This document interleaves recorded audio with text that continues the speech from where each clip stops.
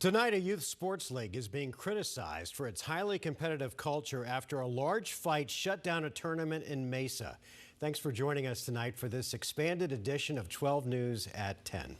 Nobody was hurt, but nearly 100 people involved in a brawl. Parents and players alike. Police had to be called in. Gabriela Becerra has more on why this criticism is being talked about tonight. Well, Mark, Troy, this fight in particular happened on the second day of the tournament, but I talked to a player who said there were several smaller fights that happened throughout the course of the weekend. Commentators who followed this sport very closely tell me the highly competitive nature of it often makes for these conflicts. A youth sports tournament came to an abrupt and chaotic end in Mesa Sunday afternoon. A fight broke out between two opposing teams during a 7-on-7 game, and things quickly got out of hand as other players, parents, and spectators joined in. Everyone was forced off the field by police, and it left some people close to the sport questioning the culture. I wasn't necessarily surprised that something happened, but the scale of it, I was just like, oh man. 7-on-7 is a passing league, similar to football, but doesn't involve contact and focuses more on strategy. A lot of players and a lot of kids really do get the opportunity to harness their skills and be able to grow. Adam Beadle, a Valley High School sports reporter, tells me confrontations during 7-on-7 games aren't uncommon. I think this is just a whole lot of competitiveness. I think a lot of what goes on, the trash talking or parents or players or coaches getting into it, is all because everybody just wants to win. He says the highly competitive sport is known to have more leeway when it comes to displaying emotions on the field than during a school sanctioned event. There just seems to be a little less tolerance for certain things that maybe normally you wouldn't see. And that's where lines get blurred. Toby Bourget, the founder of Tucson Turf Elite Football, a nonprofit youth program, tells me he was disappointed in what happened on Sunday. What you're seeing is a reflectivity of what they see on their phones and what they see on TV. But he doesn't want to see a few bad actors represent the entire sport, pointing out the conflict was limited to 4 teams while dozens of others suffered the consequences. Just like anything in life, you are going to have good and you're going to have bad. There's 2 sides of every coin. Both Beadle and Bourget point out the positives of 7-on-7s as a way to build character, relationships, and the fundamentals of football. And they hope clubs can continue to help athletes grow rather than endorse on-field tension. There are a lot of different sevens organizations in Arizona that do a great job at teaching their kids character and teaching their kids, about the fundamentals when it comes to wanting to play at the next level. In Red Zone Elite, the tournament's organizers put a statement on their Instagram page. They say their purpose is providing friendly, respectful, and safe competition, and they do not support violence, bullying, or harassment in any way. They say they're investigating who was all involved in this incident and will ensure they face consequences. In studio, Gabriela Becerra, 12 News. Gabby, thank you. Beautiful day outside today. Meteorologist Lindsay Riley tracking our weather impact forecast. Lindsay, we've been enjoying the 70s, but we may be cooling down a little bit. We are. By the weekend, there's going to be a bit of a pattern shift, cooler air, and the chance for rain and snow to return to the state. It's been a while. We need it. Here's a look at the next 5 days. Tomorrow, Wednesday, and Thursday, temperatures are still very warm. We're still in the mid-70s, very similar to today, but we're going to add some more cloud cover as the week progresses. And by Friday and Saturday, we could see a few showers across the lower deserts. A better chance, though, along the rim, even though tomorrow's going to be absolutely gorgeous. 62 along the rim tomorrow.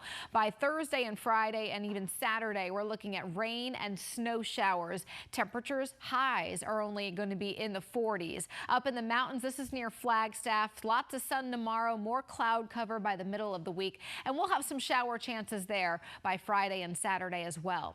Current temperatures, we hit 75 today out at Sky Harbor. We're currently sitting at 61.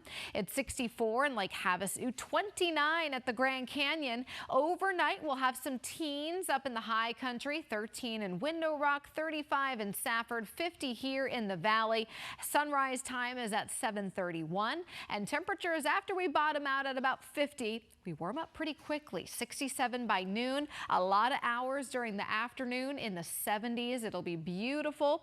Up in Flagstaff tomorrow, we'll peak at about 50 degrees between 2 and 4. Wind speeds are also going to be light in the high country, so it'll be very pleasant with full sunshine. Prescott, a beautiful day, and likewise in Payson, high temps right around 60 degrees. Mark? Okay, Linz, thanks.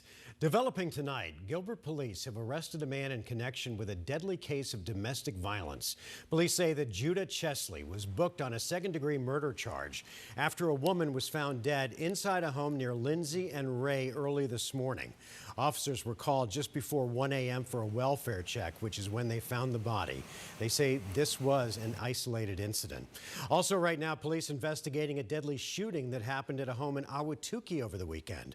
Officers were responding to a welfare check Saturday morning near 15th Street and Liberty Lane when they found a man suffering with a gunshot wound. He died at the scene. The man's name has not been released. If you know anything about this case, call Silent Witness at 480-WITNESS.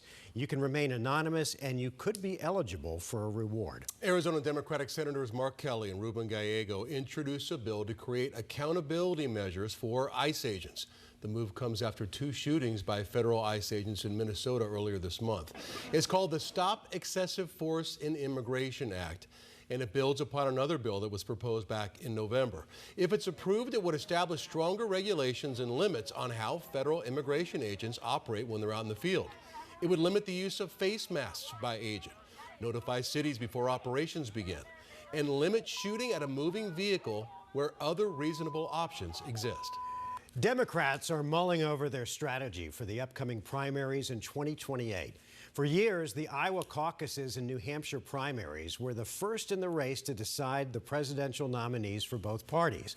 But after problems with the 2020 Democratic caucuses in Iowa, South Carolina held the first Democratic primary in 2024. Now the party has to decide which state will be first in 2028. 12 states have submitted applications, and the Democratic National Committee says a panel will meet later this month to make a decision. Meanwhile, Arizona's top elections official says plans are underway to respond if President Trump should decide to cancel the November election or seize ballot counting machines after an election is held. So those remarks by the Secretary of State, Adrian Fontes, they came during a Phoenix forum last week. So the comments seem extreme. The president and his staff said he was just joking. But Fontes is not joking. 12 News journalist Joe Dana explains.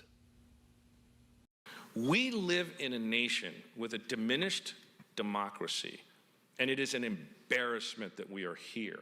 Secretary of State Adrian Fontes was speaking at a forum hosted by The Atlantic magazine last week when he said he is spending time making plans to prepare for potential disruption of the midterm elections by the president and his supporters. We've got a whole bunch of scenarios that we're playing through so that if somebody tries to cancel something, if somebody tries to take some stuff they're not entitled to, we can go to the courts, get the orders, and hopefully have the backup of law enforcement. Critics accuse Democratic politicians like Fontes of overreacting. Since August, President Trump has made at least 3 references to canceling an election. This remark on video appeared to be meant as a joke. So you mean if we happen to be in a war with somebody, no more elections? Oh, that's good. Last week, Trump told reporters he had accomplished so much that, quote, when you think of it, we shouldn't even have an election. The White House said that was also in jest. The president was simply joking. He was saying, we're doing such a great job. We're doing everything the American people thought. Maybe we should just keep rolling. Fontes says the president's past shows nothing is off the table in the future. Frankly, we did win this election. After the 2020 election, Trump was criminally indicted in Georgia and Washington, D.C. for attempting to overturn the results, cases that were dropped after Trump won re-election. Trump's former Attorney General, Bill Barr, testified at the time Trump repeatedly pressured him to declare the election was stolen. I made it clear I did not agree with the idea of saying the election was stolen. To this day, the president continues denying he lost in 2020. First of all, the election was rigged. This month, he told the New York Times he should have used the military to seize vote tabulator machines.